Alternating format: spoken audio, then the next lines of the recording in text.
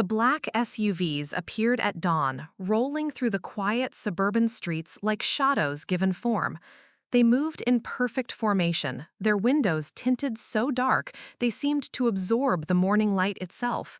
Neighbors peeked through curtains as the convoy came to a halt outside my sister's modest two-story home, their engines purring with mechanical precision.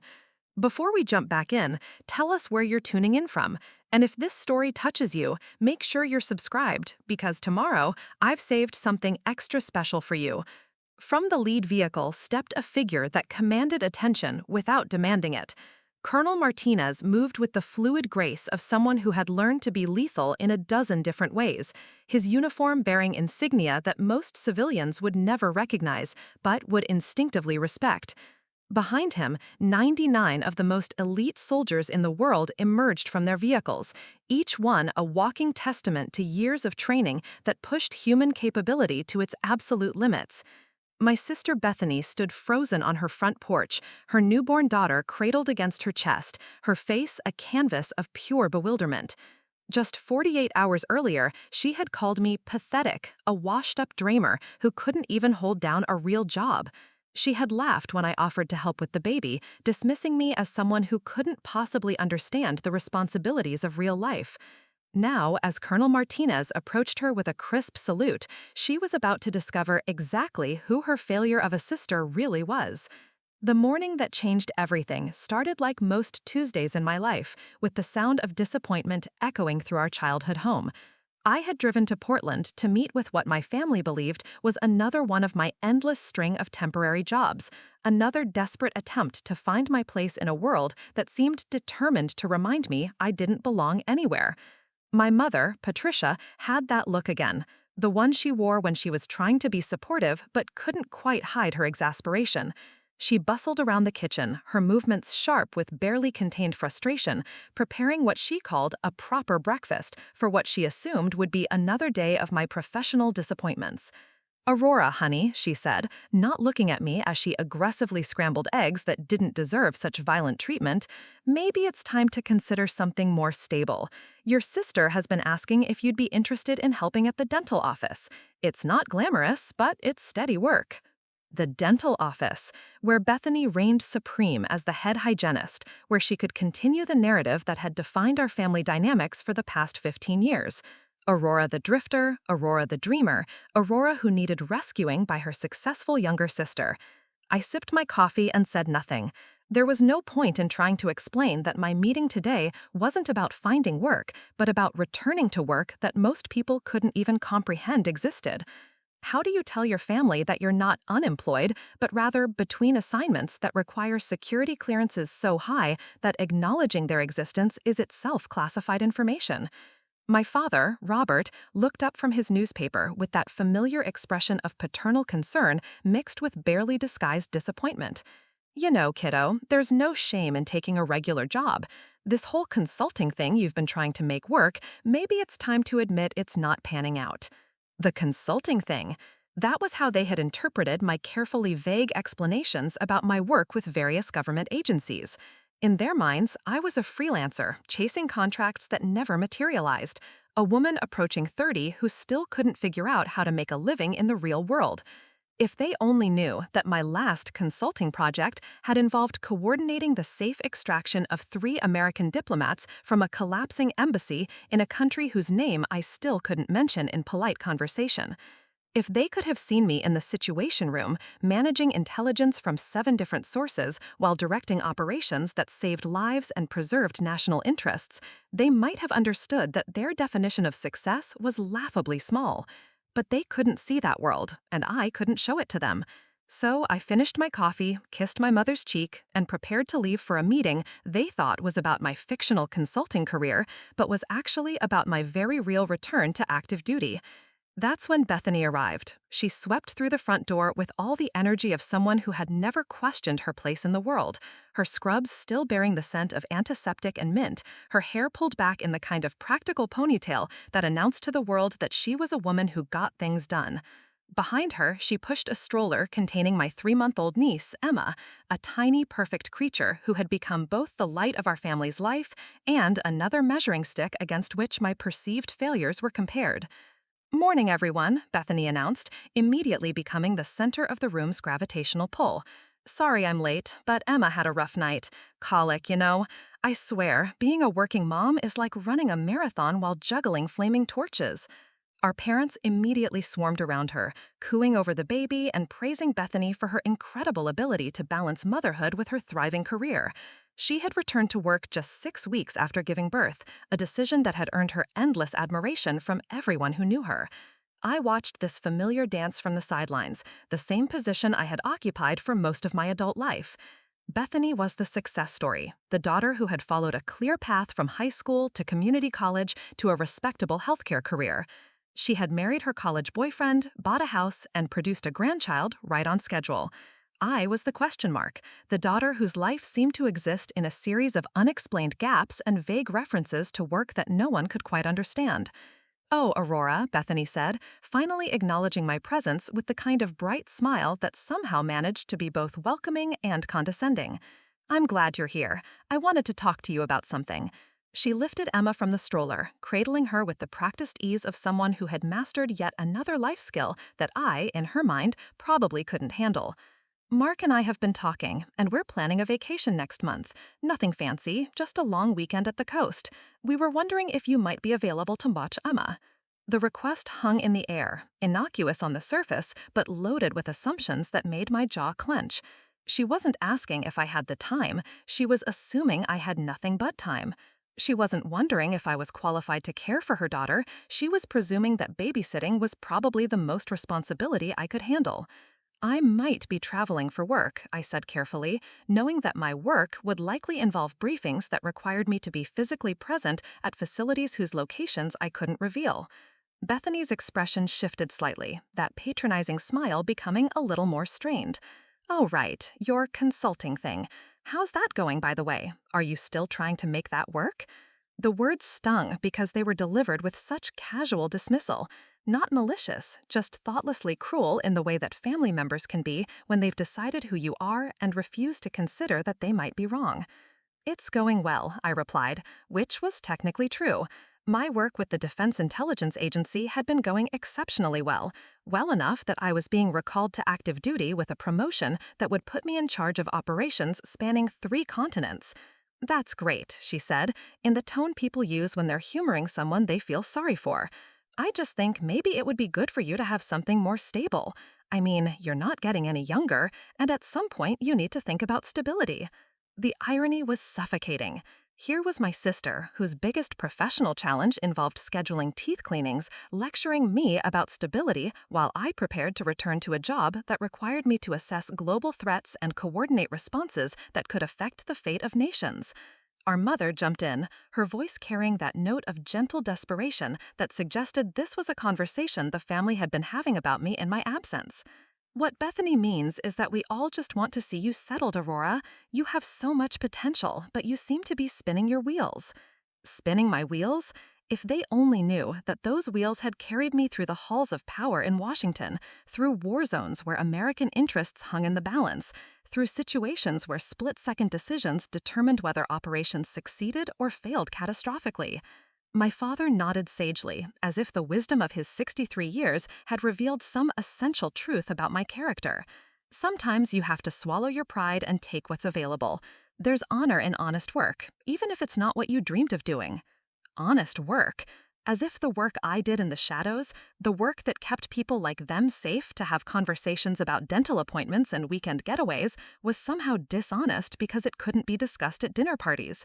I looked at their faces, these people who had known me all my life but understood me not at all. They saw a 30-year-old woman who drifted between mysterious jobs and vague explanations, someone who had never quite figured out how to translate her expensive education into the kind of success they could brag about to their neighbors. Preparing and narrating this story took us a lot of time, so if you are enjoying it, subscribe to our channel, it means a lot to us. Now back to the story. They didn't see the scars on my hands from fieldwork in environments where diplomacy was measured in millimeters and mistakes were measured in body bags. They didn't know about the commendations locked away in files so classified that acknowledging their existence required authorization from people whose names appeared on no organizational charts. Most of all, they didn't understand that their concern for my stability was being expressed to someone who had spent the last 8 years helping to maintain the stability of the entire Western world. I appreciate the concern, I said, standing up and checking my watch, but I really need to get going. I have that meeting today. Bethany bounced Emma gently, her expression shifting to something that looked almost like pity. Of course you do. Well, good luck with whatever it is. I hope this one works out better than the last few. The last few. She was referring to gaps in my employment history, periods when I had been deployed on assignments so sensitive that my own family couldn't know I was working at all. To them, these looked like extended periods of unemployment, times when their eldest daughter was presumably struggling to find her place in the professional world. The truth was that during one of those supposed periods of unemployment, I had been coordinating intelligence gathering operations that had prevented a terrorist attack on American soil. During another, I had been part of a team that had successfully negotiated the release of hostages whose capture had never been reported in any newspaper. But I couldn't tell them that. I couldn't explain that their failure of a daughter was actually one of the most successful people in a field they didn't even know existed.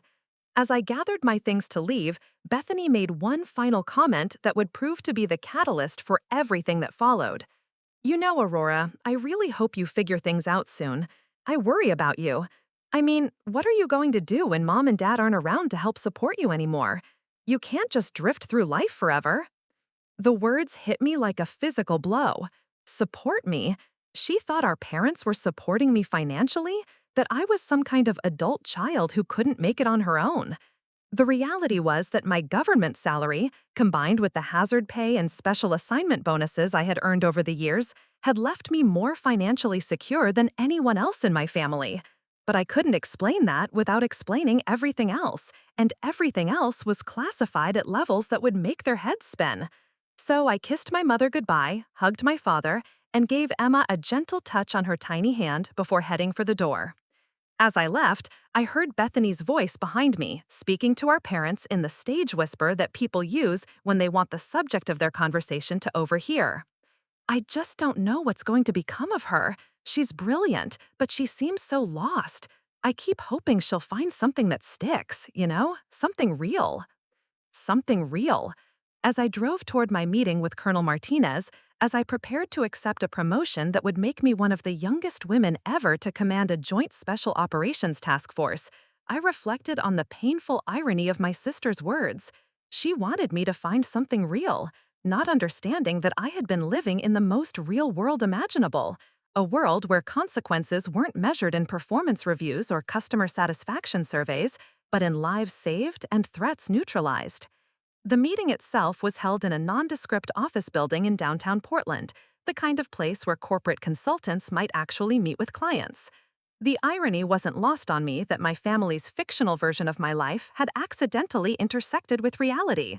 Colonel Martinez was waiting in a conference room that looked perfectly ordinary except for the subtle security features that marked it as a place where classified conversations could be held safely.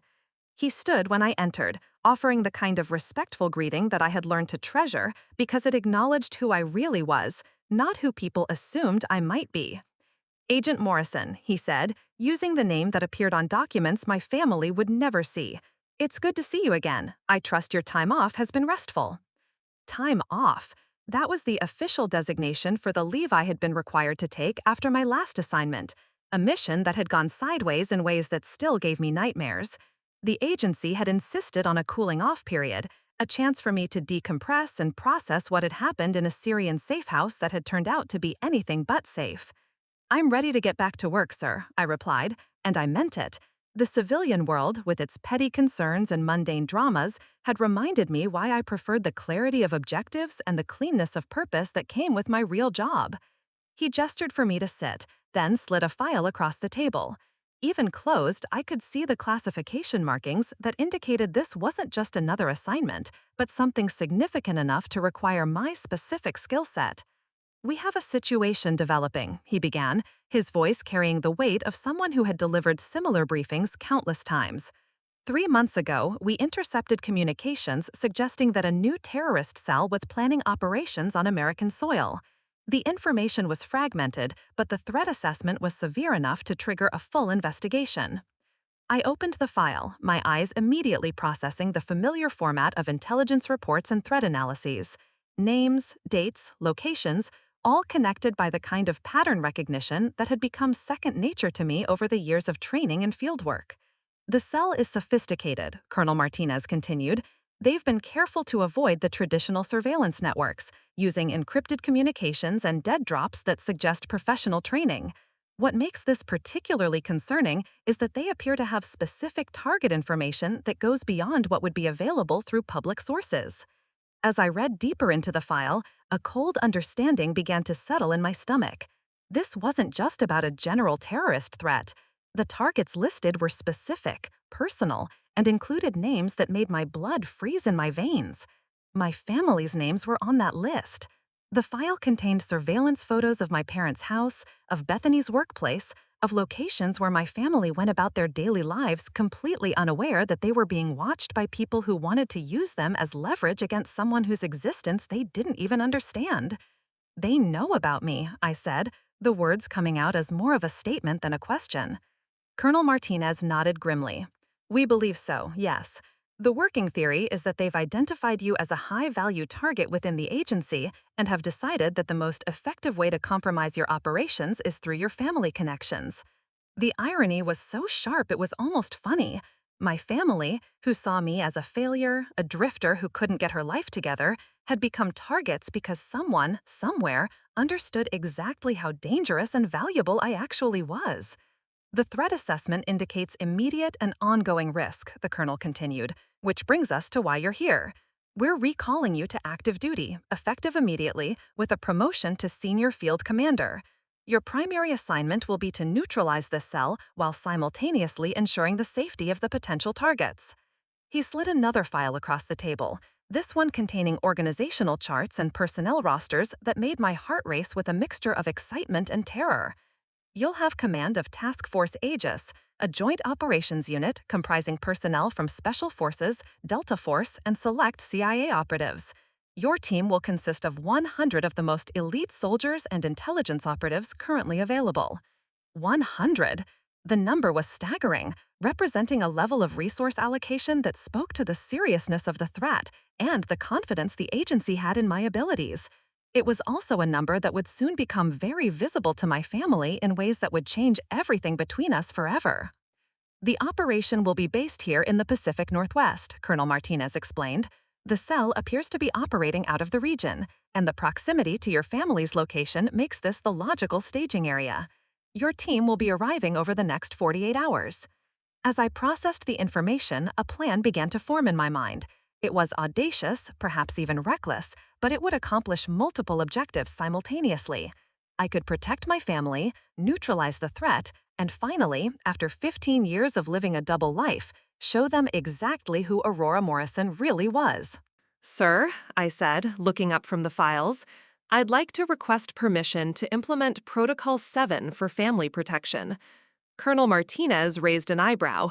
Protocol 7 was reserved for situations where family members of high-value operatives required immediate and comprehensive protection, typically involving a full security detail and safe house relocation. It was rarely used because most operatives' families were either already aware of their work or were deemed low-priority targets.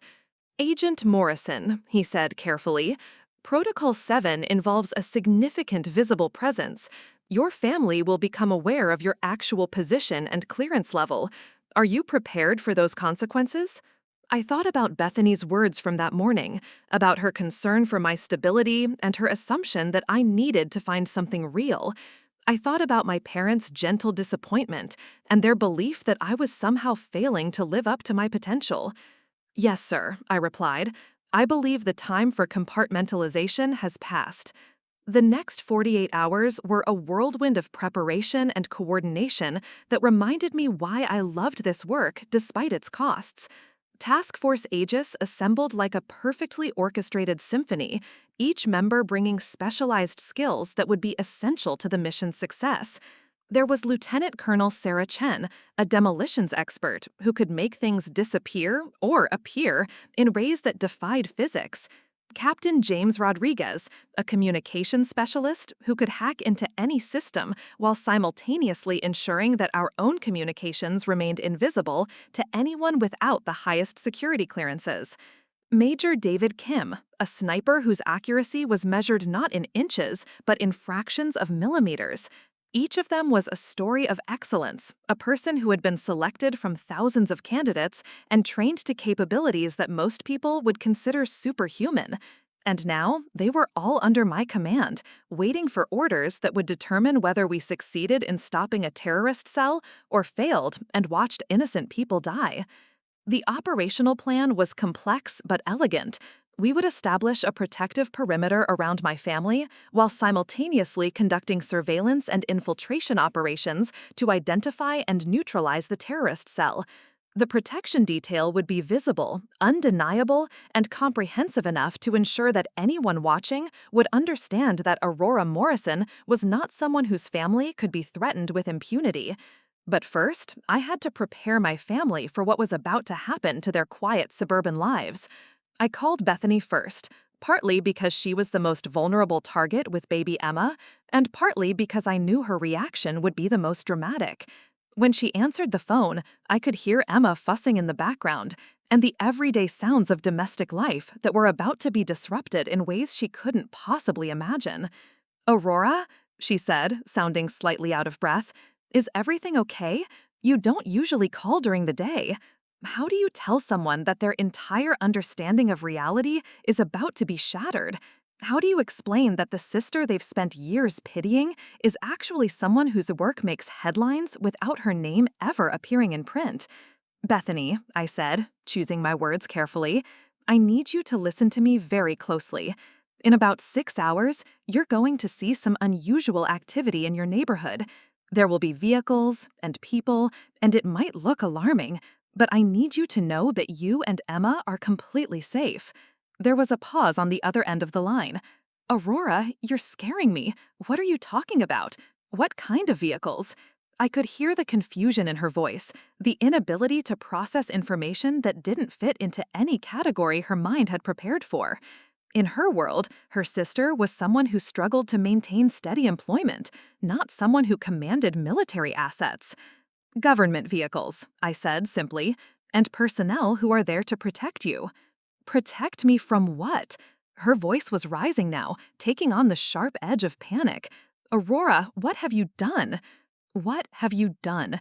Even now, even as I tried to warn her that her life was in danger, her first instinct was to assume that I had somehow caused a problem that she would have to deal with.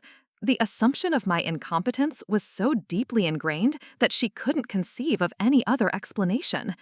"I haven't done anything wrong, Bethany, but my work has made you and Emma targets of some very dangerous people. The protection detail is there to make sure nothing happens to you." "Your work?" The disbelief in her voice was almost comical. "Aurora, you don't even have a real job. You've been unemployed for months. What are you talking about?" This was the moment I had been dreading and anticipating for years. The moment when the careful fiction I had maintained would finally collide with reality in a way that couldn't be explained away or ignored. "I do have a real job, Bethany. I work for the Defense Intelligence Agency. I'm a senior field commander, and I'm about to take charge of an operation involving 100 Special Forces personnel, whose primary mission is to keep you and our family safe." The silence that followed was so complete, I wondered if the call had been disconnected. Then I heard Emma's continued fussing and knew that Bethany was simply processing information that her brain couldn't immediately categorize. "That's not possible," she said finally. "You would have told us. You wouldn't have let us think," she trailed off, and I knew she was remembering every conversation we'd had about my fictional consulting work, every time the family had worried about my stability, every moment when they had treated me like someone who needed their concern, rather than someone who was protecting them from threats they couldn't even imagine. "I couldn't tell you," I explained. My work requires security clearances that prevent me from discussing it with family members. Everything I do is classified. Classified, she repeated the word like it was in a foreign language. Aurora, this is insane. You're telling me that you're some kind of spy? I'm telling you that in a few hours, you're going to see exactly what I do for a living. And I need you to follow the instructions that the security team gives you, because your life and Emma's life depend on it. Before she could respond, I hung up. There would be time for longer explanations later, but right now, I needed to make similar calls to my parents and then get back to the operational center where Task Force Aegis was putting the finishing touches on a plan that would either save my family or put them in even greater danger. The next few hours passed in the strange compression of time that always preceded major operations. Every detail had to be perfect, every contingency planned for, every possible failure point identified and addressed. As dawn approached, I stood in the command vehicle parked 3 blocks from Bethany's house, watching monitors that showed feeds from dozens of cameras and listening to communications from team members who had been moving into position all night. The protection detail was about to become visible, and my family was about to learn the truth about Aurora Morrison in a way that would change everything between us forever. Colonel Martinez stood beside me, reviewing the final operational reports. "The perimeter is secure," he said. "All team members are in position. The family has been contacted and advised to remain inside until the all-clear is given." I nodded, my eyes fixed on the monitor showing Bethany's front door. In a few minutes, she would look outside and see a sight that would force her to completely recalibrate her understanding of who her sister was and what she was capable of. "Execute protection protocol," I said into my headset. And with those 3 words, the carefully constructed fiction that had defined my relationship with my family came to an end. The black vehicles moved through the pre-dawn darkness like a choreographed ballet of lethal precision. From my command position, I watched through thermal imaging as my team took their positions around Bethany's neighborhood, with the kind of seamless coordination that spoke to thousands of hours of training and real-world experience. Staff Sergeant Maria Vasquez crouched behind a modified delivery truck, her sniper rifle trained on sightlines that would give her clear shots at any approaching threats. 2 blocks away, Sergeant First Class Thomas Wright had transformed a seemingly abandoned construction site into a forward observation post equipped with surveillance equipment that could detect conversations through windows from half a mile away. The beauty of the operation was in its layers. To casual observers, the increased activity might look like routine utility work or early morning deliveries, but to anyone conducting surveillance on my family, the message would be unmistakably clear. Aurora Morrison was not someone whose loved ones could be threatened without consequence. "Overwatch teams report all clear," came the voice of Captain Rodriguez through my earpiece. "No hostile movement detected in the target area." I checked my watch. 5:37 in the morning. In 23 minutes, Bethany would wake up to feed Emma, following the schedule I had memorized from months of family conversations that I had pretended to only half listen to. She would go to the kitchen window to start the coffee, and that's when she would see them. 99 of the most elite soldiers in the American military arranged in a protective formation around her home that would make the Secret Service detail for a presidential visit look understated by comparison. My phone buzzed with a text message from my mother. "Aurora, honey, there are men with guns outside our house. Should we call the police?" The innocence of the question almost made me smile. Call the police? As if local law enforcement had any jurisdiction over an operation that had been authorized at levels of government most citizens didn't even know existed. I typed back quickly, "Stay inside, everything is fine, I'll explain soon." But even as I sent the message, I knew that soon was about to arrive whether I was ready for it or not. Through the surveillance feed, I could see lights coming on in houses throughout the neighborhood as residents began to notice that their quiet suburban street had been transformed into what looked like a military staging area. "Ma'am," came the voice of Lieutenant Colonel Chen through the communications channel, "we have civilians approaching the perimeter. How would you like us to proceed?" I switched to the external camera feed and saw what she was referring to. Mr. Henderson from 3 houses down was walking his dog, apparently oblivious to the fact that he was strolling through what was now one of the most secure locations in the Pacific Northwest. Behind him, Mrs. Patterson was retrieving her morning newspaper, her head turning curiously as she noticed the unusual number of early morning utility workers and delivery personnel. Maintain cover protocols, I responded. No direct contact unless civilians attempt to breach the inner perimeter. The inner perimeter. That was the 200-yard circle around Bethany's house, where my most experienced operatives had positioned themselves with overlapping fields of fire that could neutralize any threat before it got within 100 yards of my niece. As I watched the feeds, I found myself thinking about Emma, still sleeping peacefully in her crib, completely unaware that she had become the most protected baby in America. The irony wasn't lost on me. For months, Bethany had worried about my ability to contribute meaningfully to society, while I had been conducting operations that kept society itself from falling apart. Now her daughter was safe because of skills Bethany had never known I possessed, protected by resources she couldn't have imagined I commanded. My earpiece crackled with an update from Major Kim, who had established an overwatch position on the roof of an apartment building 8 blocks away. Command, I have eyes on a white sedan conducting what appears to be surveillance patterns, 3 blocks south of the target location. Vehicle has made 4 passes in the last 20 minutes. The cold focus that had carried me through dozens of dangerous situations settled over my mind like armor. This was why we were here. This was the threat that had made all of this necessary. Can you get plates? I asked, already pulling up traffic camera feeds on my tablet. Affirmative. License plate Charlie Delta 7982, Washington State. I ran the plate through our database while simultaneously coordinating with the surveillance teams positioned throughout the area.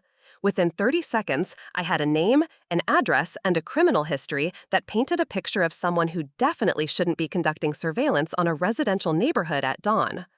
All teams, we have a positive identification on a potential hostile. Vehicle description and location being transmitted now. Do not engage unless direct threat is imminent, but maintain visual contact. The white sedan represented everything my family had never understood about my work. To them, danger was abstract, something that happened to other people in places they saw on the news. They had no framework for understanding that threats could materialize in their own neighborhood, driven by people who saw them not as individuals, but as tools to be used against someone they had never heard of. But I understood it perfectly. I had spent years learning to think like the people who would use innocent civilians as leverage, studying their methods and their motivations until I could anticipate their moves before they made them. The sedan made another pass, and this time I could see the driver clearly. Male, mid-30s, wearing sunglasses despite the early hour. The passenger was younger, constantly checking what appeared to be a smartphone or GPS device. They weren't very good at surveillance, which made them more dangerous rather than less. Professional operatives would have been subtle, patient, nearly invisible. These men were crude and impatient, which meant they might make sudden, unpredictable moves that could put my family in immediate jeopardy. Command, this is Vasquez, came the voice of my sniper through the earpiece. I have a clear shot on both occupants of the target vehicle. Request permission to engage. The moment hung in the air like a held breath. One word from me, and 2 people would cease to exist, eliminated by a woman who could put bullets through targets the size of quarters from distances that made such precision seem like magic. But this wasn't a war zone, and these weren't confirmed combatants. This was a suburban neighborhood where families were waking up to start their normal day, and I had to balance the protection of my family against the rules of engagement that govern domestic operations. Negative, I replied. Continue surveillance. Do not engage unless they demonstrate immediate hostile intent. It was the right call tactically, but it meant accepting a level of risk that made my stomach tighten with anxiety. These men were here because someone had identified my family as targets. They were conducting surveillance that would help them plan an attack, and I was letting them continue because the law required me to wait until they actually attempted violence before I could respond with violence. Through the surveillance feeds, I watched Bethany's house as the morning light grew stronger. Any minute now, she would wake up and discover that her entire world had changed overnight. My phone rang, and I wasn't surprised to see my father's number on the screen. "Aurora," he said, without preamble, his voice tight with the kind of controlled panic that men of his generation displayed when faced with situations beyond their understanding. "There are soldiers outside our house, armed soldiers, and your mother thinks she saw a sniper on the roof across the street."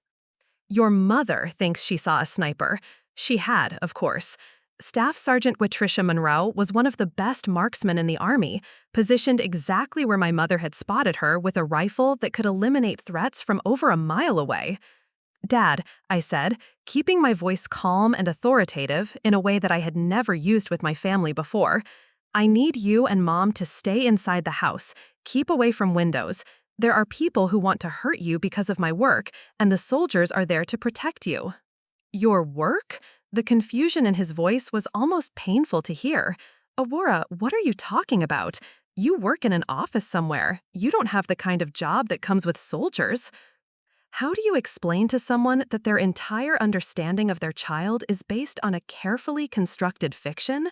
How do you tell your father that the daughter he thinks is struggling to find her place in the world is actually someone who moves through corridors of power he couldn't imagine?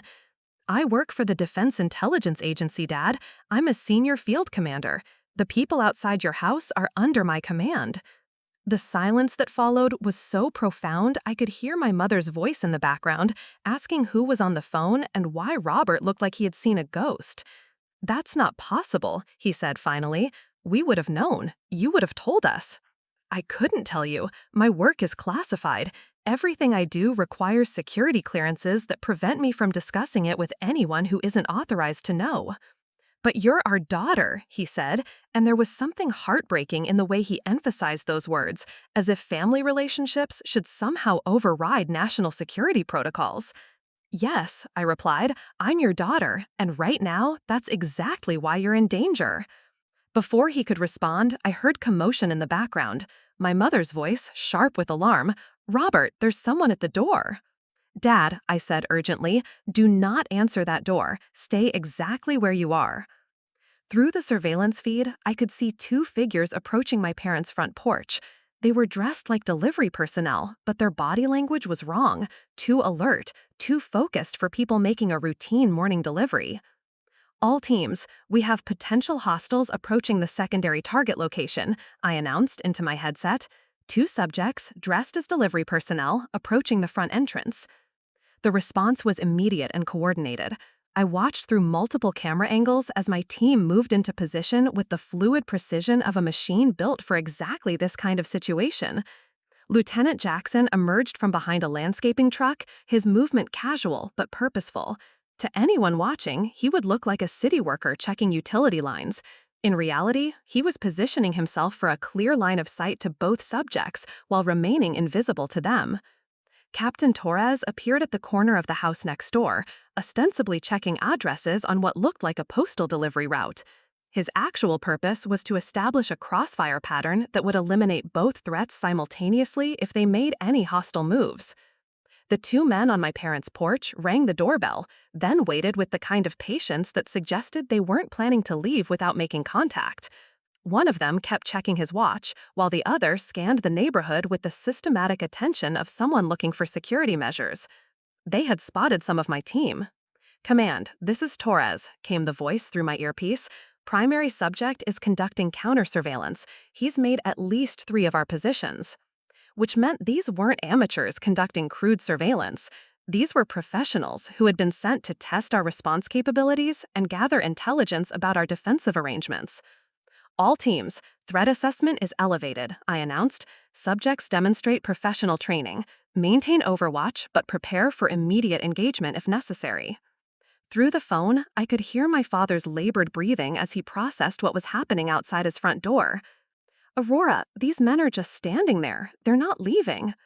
"Dad, listen to me very carefully. Go to the back of the house, away from all windows. Take Mom with you. Do not make any noise and do not try to see what's happening outside." "I don't understand any of this," he said, and I could hear the fear beginning to replace confusion in his voice. "Why would anyone want to hurt us? We don't even know anything about your work." "That's exactly the point, Dad. They want to hurt you to get to me." The two men on the porch had given up any pretense of being delivery personnel. They were now clearly canvassing the area, taking photographs with equipment that was far too sophisticated for casual documentation. "Ma'am," came Major Kim's voice through the communications channel, "I have clear shots on both subjects. They're photographing our positions and appear to be preparing to withdraw." This was the moment that would define everything that followed. I could order the elimination of 2 people who were clearly engaged in hostile surveillance but hadn't yet committed any violent acts. Or I could let them leave with intelligence about our defensive capabilities that they would use to plan a more effective attack. Neither option was good. Both carried risks that could result in harm to my family, but one option gathered intelligence while the other eliminated a threat. "Take them," I ordered. What happened next unfolded with the kind of precision that separates elite military units from regular soldiers.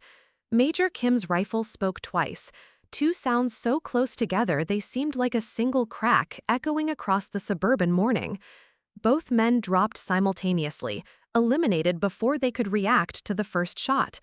Lieutenant Jackson and Captain Torres moved in immediately, securing the scene and checking for any intelligence that might help us understand the larger threat. Through the surveillance feeds, I watched neighbors emerge from their houses, drawn by the sound of gunfire that had shattered the peaceful morning quiet. Within minutes, the scene would be swarming with local police, EMTs, and curious civilians who had no idea they had just witnessed a counterterrorism operation. My phone was buzzing with incoming calls from family members, but I ignored them all to coordinate the immediate aftermath of what had just happened. The bodies needed to be secured, the scene needed to be controlled, and my family needed to be relocated before the neighborhood became a circus of emergency responders and media attention. "All teams, initiate extraction protocol," I announced. "We are moving the protected parties to secondary locations immediately." The extraction protocol was something we had hoped wouldn't be necessary, but every operation includes contingencies for when situations escalate beyond the original parameters. Within 15 minutes, my parents and Bethany would be moved to safe houses where they could be protected while we continued our investigation into the terrorist cell that had targeted them. More importantly, they would finally learn exactly who Aurora Morrison was and what she was capable of. Through my earpiece, I heard Lieutenant Colonel Chen coordinating the movement of vehicles that would transport my family to safety. "Extraction teams are in position. Estimate 5 minutes until all protected parties are secure." 5 minutes. In 5 minutes, my parents would be loaded into armored vehicles by soldiers who took orders from their eldest daughter. In 5 minutes, Bethany would discover that her sister commanded resources that made her concerns about dental office employment seem laughably small. But first, I had to explain to them why 2 men had just been killed outside their front door, and why their quiet suburban lives had suddenly become part of a world where such things were not only possible but necessary. I grabbed my tactical gear and headed for the door of the command vehicle. It was time to stop hiding behind classified protocols and security clearances. It was time to show my family exactly who I was. The walk to my parents' house took 3 minutes, but it felt like crossing a bridge between 2 different worlds. Behind me was the world of shadows and secrets, where Aurora Morrison barely existed, where my identity was buried under layers of classification and compartmentalization. Ahead of me was the world where I was someone's daughter and someone's sister, where my value was measured in family dinners and holiday celebrations, and the kind of ordinary love that I had spent years protecting by keeping it separate from my professional life. But those worlds had collided now, violently and permanently, and there was no going back to the careful fiction that had defined my relationships with the people who mattered most to me. I reached the front porch where 2 bodies lay covered by tactical blankets, surrounded by my team members who were processing the scene with the kind of methodical thoroughness that left no detail unexamined. The front door opened before I could knock, revealing my father's face, pale with shock and confusion. "Aurora?" he said, looking past me to the soldiers who were treating our residential street like a crime scene. "What happened? What's going on?" For the first time in 15 years, I looked at my father without any pretense or concealment. "Dad," I said, "we need to talk." Behind him, I could see my mother hovering in the hallway, her hands clutched together in front of her chest like she was physically holding herself together. Through the living room window, I caught a glimpse of Bethany's house, where more of my team members were preparing to move her and Emma to safety. "The men who were outside your door were here to gather intelligence for a terrorist attack," I told him, watching his face as he processed information that didn't fit into any category his mind had prepared for. "They were planning to kidnap you and use you as leverage against me." "Leverage against you?" He shook his head like he was trying to clear water from his ears. Aurora, that doesn't make any sense. You work in an office. You process paperwork or something. Why would terrorists care about you? And there it was, the central fiction that had defined our relationship for over a decade. In his mind, I was someone so unremarkable that the idea of international terrorists taking an interest in my work was literally incomprehensible. I don't work in an office, Dad. I haven't worked in an office since I graduated from college. I work for the Defense Intelligence Agency. I coordinate operations that involve national security. And right now, I'm in command of a task force whose only job is to keep our family safe. The words hung in the air between us like a challenge to everything he thought he knew about his daughter. Behind him, my mother had gone very still, the kind of stillness that comes when your entire understanding of reality is being rewritten in real time. "That's not possible," she said, her voice barely above a whisper. "We would have known. You would have told us." "I couldn't tell you, Mom.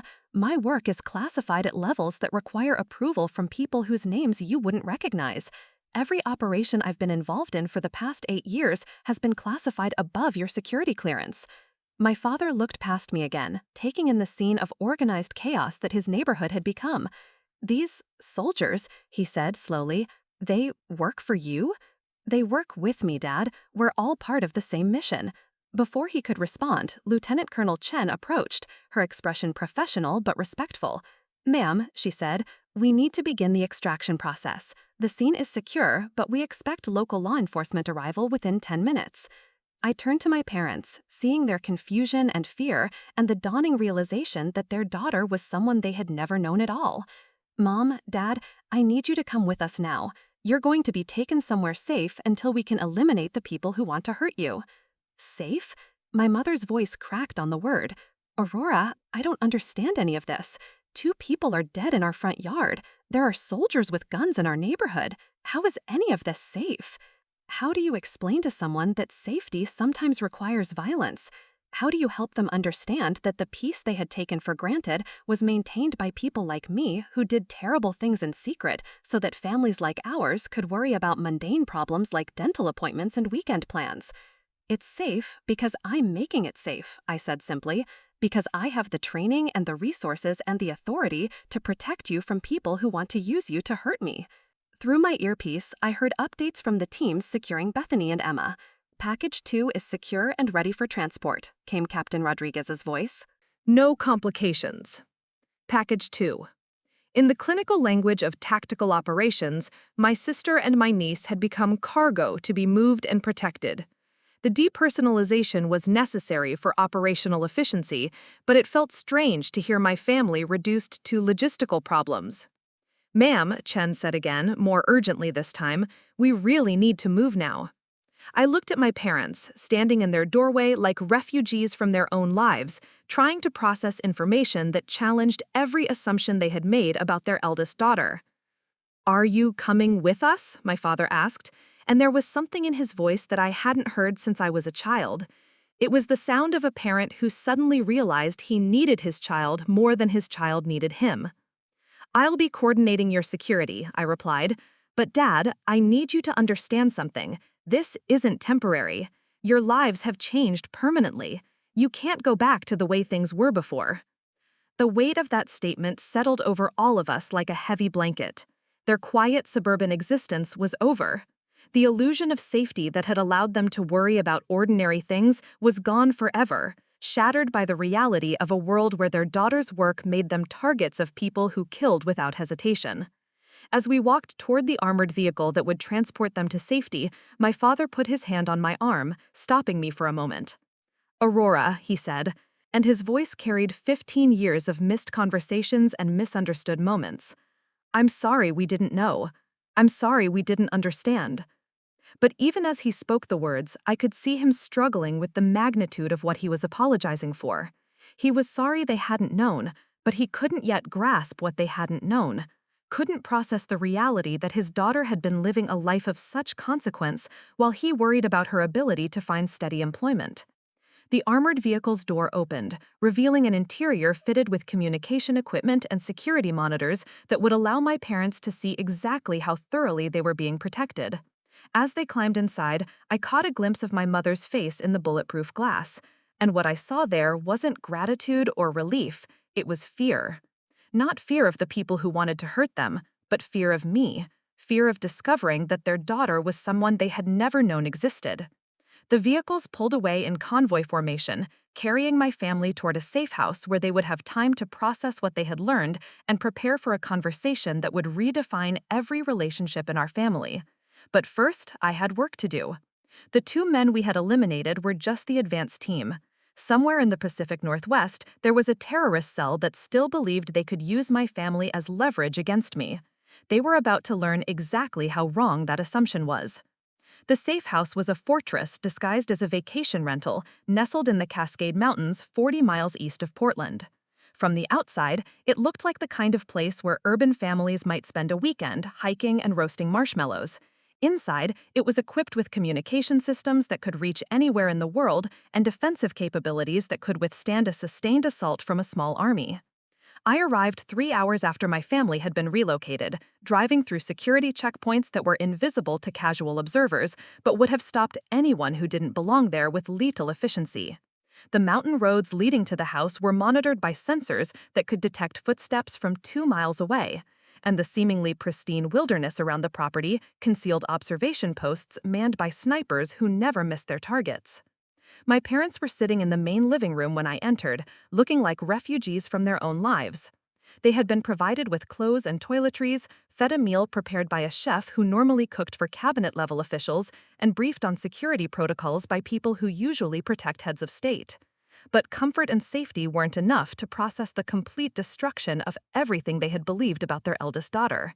My mother looked up when I walked in, and I saw something in her eyes I had never seen before. It wasn't anger or disappointment or even confusion. It was recognition. For the first time in 15 years, Patricia Morrison was seeing her daughter clearly, and what she saw terrified her. "The baby is sleeping," she said, which seemed like an odd opening to a conversation that needed to address so many larger issues. "Bethany is with her. She hasn't said much since we got here." I nodded, understanding that my sister would need more time to process what she had learned. Bethany had built her identity around being the successful daughter, the one who had chosen a practical career path and made sensible life choices. Discovering that her unemployable sister commanded military resources would require a fundamental reconstruction of her self-image. My father stood when I entered, a gesture of respect that felt strange coming from the man who had spent years encouraging me to consider more stable employment options. "Aurora," he said, his voice carrying a formality I wasn't used to hearing from him. "The people here, your people, they've been very professional, very respectful." Your people. Even in that simple phrase, I could hear him beginning to understand that Aurora Morrison existed in a world he had never imagined, surrounded by individuals whose capabilities and loyalty he was only starting to comprehend. "Dad, sit down, please, both of you." I took a chair across from them, noting the way they arranged themselves like students preparing for a lecture from someone they suddenly realized they didn't know at all. "We need to talk about what happens next." Through the large windows, I could see operatives from Task Force Aegis maintaining a perimeter that extended for miles in every direction. Major Kim was positioned on a ridgeline that gave him oversight of every approach route to the house. Captain Rodriguez had established a communication hub that kept us connected to intelligence networks spanning 3 continents. Lieutenant Colonel Chen was coordinating with local law enforcement to ensure that our operation didn't accidentally trigger responses from agencies that weren't cleared to know what we were doing. All of this was normal for me, the baseline reality of how I lived and worked. For my parents, it was like discovering that their daughter was an alien who had been pretending to be human for their entire relationship. "The terrorist cell that targeted you has been neutralized," I began, deciding to start with the immediate tactical situation before moving into the more complex emotional territory we would have to navigate. "We identified 12 individuals operating out of a compound near Mount Hood. They had detailed surveillance information about your daily routines, your work schedules, and Bethany's pregnancy timeline." My mother's face went pale. "They knew about Emma?" "They knew everything, Mom. They had been watching our family for months, learning your patterns, identifying vulnerabilities they could exploit to pressure me into compromising ongoing operations." The magnitude of the violation was something I could see them struggling to grasp. These weren't random criminals who had stumbled across their information. These were professionals who had studied the Morrison family with the same methodical attention that intelligence analysts devoted to foreign targets. "But why?" my father asked. "Why would anyone care about pressuring you? You're—" He stopped, apparently realizing that every assumption he had been about to voice was now proven false. "I'm a senior field commander in the Defense Intelligence Agency, Dad." I coordinate operations that affect national security and international stability. Over the past 8 years, I've been involved in missions that have prevented terrorist attacks, neutralized threats to American interests overseas, and gathered intelligence that has shaped foreign policy decisions at the highest levels of government. The words felt strange coming out of my mouth in this context. I had never spoken about my work with anyone who didn't already know exactly who I was and what I was capable of. The security clearance requirements that governed my professional life had created a wall between my real identity and my family relationships that I had never expected to breach. My mother was staring at me like I was speaking a foreign language. "But you never told us. All these years, we thought—" "You thought I was a failure," I finished for her. "You thought I was drifting between temporary jobs, unable to find my place in the world, too impractical to build a stable career." The silence that followed was heavy with 15 years of missed understanding and misplaced concern. Every family dinner where they had gently encouraged me to consider more realistic career options, every conversation where they had worried about my future, every moment when they had treated me like someone who needed bare guidance rather than someone who was protecting them from threats they couldn't imagine. "We didn't know," my father said finally, his voice carrying a weight of regret that seemed to surprise him. "How could we have known?" "You couldn't have known, Dad. That was the point. My work requires compartmentalization that prevents me from sharing details with anyone who doesn't have appropriate security clearances. But what you could have done was trust that I was competent, that I was making good decisions, that maybe there were reasons for the things I couldn't explain." Before either of them could respond, Bethany appeared in the doorway, holding Emma against her shoulder with the protective posture of someone who had just learned that the world was far more dangerous than she had ever imagined. My sister looked like she had been crying, her face puffy and red in a way that spoke to hours of processing emotions she hadn't expected to feel. "Aurora," she said, her voice hoarse with exhaustion and something that might have been shame, "I need to apologize to you." The apology hung in the air like a bridge between the relationship we had been forced to maintain and the relationship we might be able to build now that the truth was finally visible between us. "You don't need to apologize for anything, Bethany. You responded to the information you had. You made reasonable assumptions based on what I could tell you about my life." But she was shaking her head, tears starting to flow again. "I called you a failure. I said you were pathetic. I worried about you like you were some kind of charity case who couldn't take care of herself." She looked around the room, taking in the sophisticated security equipment and the view of armed operatives maintaining watch outside. "And all this time, you were—" "I was doing my job," I said simply, "a job that required me to let you think I was someone I'm not." Emma stirred in Bethany's arms, making the small sounds that meant she would be awake and hungry soon. The normalcy of a baby's needs seemed surreal in the context of everything else we were discussing, but it also served as a reminder that life continued even when your understanding of reality was being completely reconstructed. "I keep thinking about all the times I offered you advice," Bethany continued, her voice breaking slightly. "All the times I tried to help you figure out your life, like I had answers you needed. God, Aurora, you must have thought I was such an idiot." "I never thought you were an idiot. I thought you were my sister who cared about me and wanted me to be happy. The fact that your concern was based on incomplete information doesn't change the intention behind it." Through my earpiece, I heard an update from Captain Rodriguez. "Command, we have confirmation that the compound has been fully secured. Intelligence recovery is ongoing, but preliminary analysis suggests this was the complete cell. No additional threats have been identified." The compound? While my family had been processing revelations about my identity, Task Force Aegis had been conducting a simultaneous raid on the terrorist stronghold where the people who wanted to hurt them had been planning their attack. It was over now, the threat neutralized by the same kind of coordinated precision that had protected my family throughout the day. Was anyone hurt? My mother asked, apparently having heard enough of my communications to understand that violence had been involved in resolving the situation.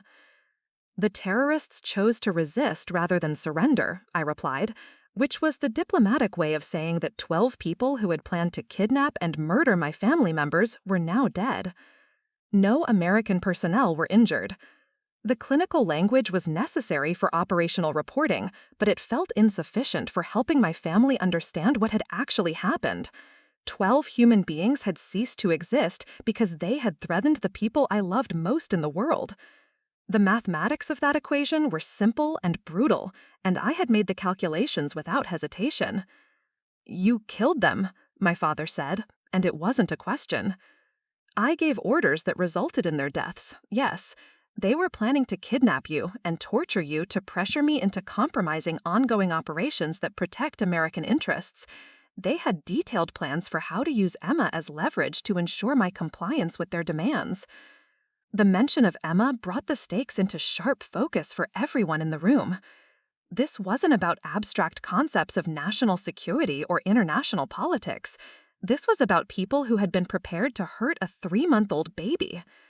Bethany pulled Emma closer, her protective instincts now operating with full knowledge of how real and immediate the threat had been. They were going to hurt her? They were going to hurt all of you, I replied. Whatever it took to force me to betray my country and compromise operations that other people's lives depend on. The weight of that statement settled over the room like a physical presence. My family was beginning to understand that Aurora Morrison exists in a world where such calculations were routine, where the safety of innocent people was balanced against larger strategic considerations that most civilians never had to contemplate. "How do you live with that?" my mother asked, her voice barely above a whisper. "How do you make decisions that involve life and death?" It was a question I had asked myself countless times over the years, usually late at night when the adrenaline had worn off and I was left alone with the consequences of choices I had made in seconds under pressure that most people couldn't imagine. "You live with it because the alternative is worse," I said. "You make the decisions because someone has to make them, and you've been trained to make them well. And you accept the weight of those choices because protecting innocent people is worth carrying that weight." Emma began to fuss, her small voice cutting through the heavy atmosphere of our conversation with the immediate urgency of infant needs. Bethany stood to walk with her, the rhythmic movement that had soothed babies since the beginning of time. "I don't know how to process this," she said as she swayed back and forth. I don't know how to reconcile the sister I thought I knew with the person you actually are. You don't have to reconcile anything right away, I told her. This is going to take time to understand and integrate. But Bethany, I need you to know that I'm still the same person I've always been with you. My work doesn't change the fact that I love you and Emma and want you to be safe and happy. My father had been quiet through this exchange, apparently processing implications that went beyond the immediate situation. "Aurora," he said, finally, "if your work is this important, this dangerous, why did you stay connected to us at all? Wouldn't it have been safer for everyone if you had just disappeared, created a new identity, cut ties with your family?" It was a perceptive question that revealed he was beginning to understand the complexity of the world I operated in. Many operatives at my level did exactly what he was suggesting, severing family connections to eliminate potential vulnerabilities and leverage points. "Because you're my family," I said simply. "Because the things I do in my professional life are ultimately about protecting the people and values I care about most. Cutting ties with you would have made the work meaningless." The truth was more complex than that, of course. Maintaining family relationships while operating at my level of classification created risks and complications that made every mission more difficult. But it also provided an anchor to the civilian world I was protecting, a reminder of what normal people needed to feel safe and secure. Through the windows, I could see the sun beginning to set behind the mountain peaks, casting long shadows across the valley where my team continued their vigilant watch.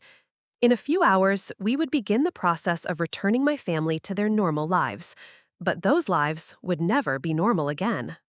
What happens now? My mother asked, echoing the question I had been turning over in my mind since the moment this operation began.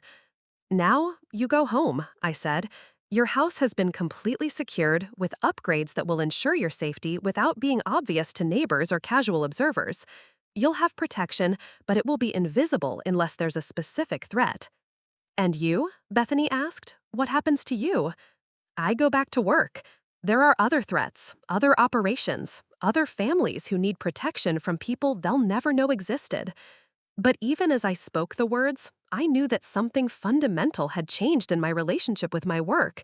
For 8 years, I had been able to maintain complete separation between Aurora Morrison, the intelligence operative, and Aurora Morrison, the daughter and sister.